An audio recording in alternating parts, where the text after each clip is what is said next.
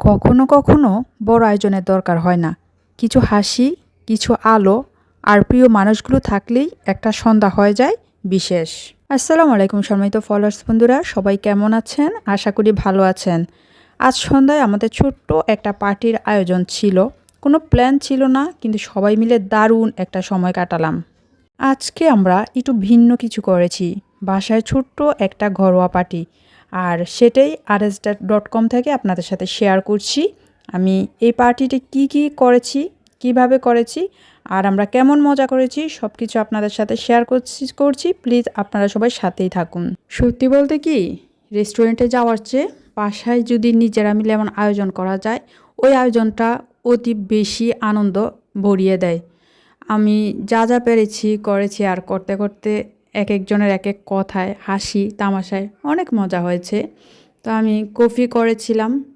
আমি যখন কফি করছিলাম তখন আমার বোনের মেয়েটা ভিডিও করছিল, আর কত হাসাহাসি কত কিছু বলছিল, খালামণি এইভাবে করো ওইভাবে করো, আমি করে দিচ্ছি। তো সব মিলিয়ে অনেক ভালো একটা সময় গিয়েছে আমাদের।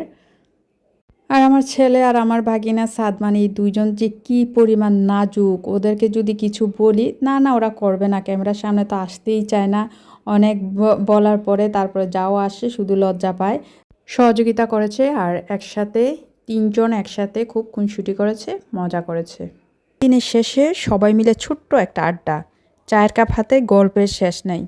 হাসি ছিল, মজার কথা, অনেক কথা, সব মিলে জমে উঠেছিল আজকে আমাদের সন্ধ্যাটা। তারপর খাবারের পালা।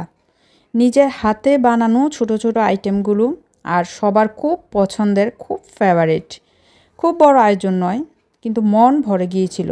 প্রিয় মানুষ, হাসি আর খাবার, আসলে এটাই তো আসল সুখ জীবনের। সবচেয়ে যেটা ভালো লেগেছে সেটা হচ্ছে ছেলে মেয়েগুলোর দুষ্টুমি, হাসি মাখা, আর ওরা এতটাই আগ্রহ ছিল, এতটাই খুশি ছিল। এগুলো দেখতেই আমাদের অনেক ভালো লেগেছিল। ওদের সাথে সাথে নুসাইফেও যেন মানে একসাথে একইভাবে খুব এনজয় করেছিল।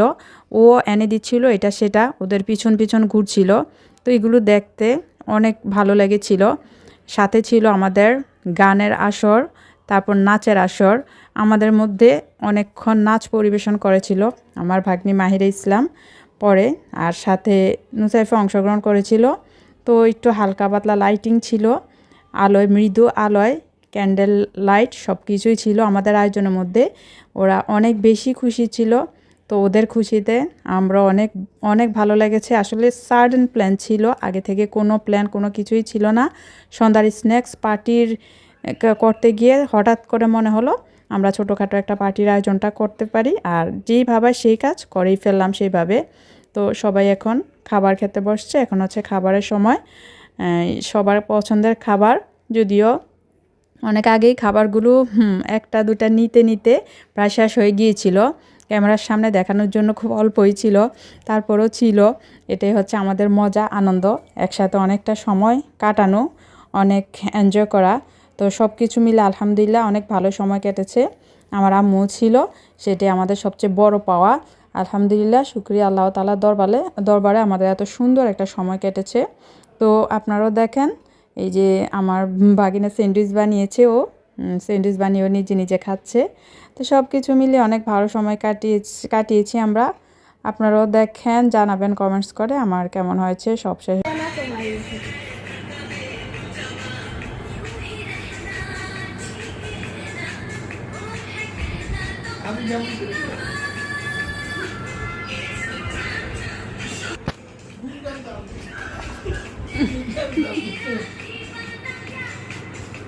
এই জায়গায় আমি দেখব। তো ফ্রেন্ডস, এই জীবনে আসলে সব কিছুই থাকতে হয়, কষ্ট আছে, দুঃখ আছে, সাথে সাথে আবার আনন্দও আছে। এইভাবেই আমাদের সময়গুলো কেটেছে, অনেক হাসি খুশির মাধ্যমে। তারপর হচ্ছে কাজের পালা, আনন্দ তো হলো, খাওয়া দাওয়া হলো, মজা হলো, সব কিছু ঠিক আছে। এখন হচ্ছে টেবিল ভর্তি কাজ, আর এই কাজগুলো আমি করে ফেলবো পরে। আর আমার বোনের মেয়েটা আবার এর ভিতরে সুন্দর করে আমার রুমটাকে গুছিয়ে ফেলছে, বিছানা ঝেড়ে ফেলছে, সব কিছু আবার সুন্দর করে গুছিয়ে ফেলছে। আমার রুমটা আবার পরিপাটি হয়ে গিয়েছে, সুন্দর লাগছে না? কেমন হয়েছে আমার ব্লগটা অবশ্যই আপনারা সবাই কমেন্টস করে জানাবেন। আমার ব্লগটা আজকেই পর্যন্তই ছিল। একটা দিন, একটা সন্ধ্যা, একটা মুহূর্ত আমাদের ফ্রেমে বন্দি হয়ে রাখলাম। এই সবাই ভালো থাকবেন। আল্লাহ হাফেজ।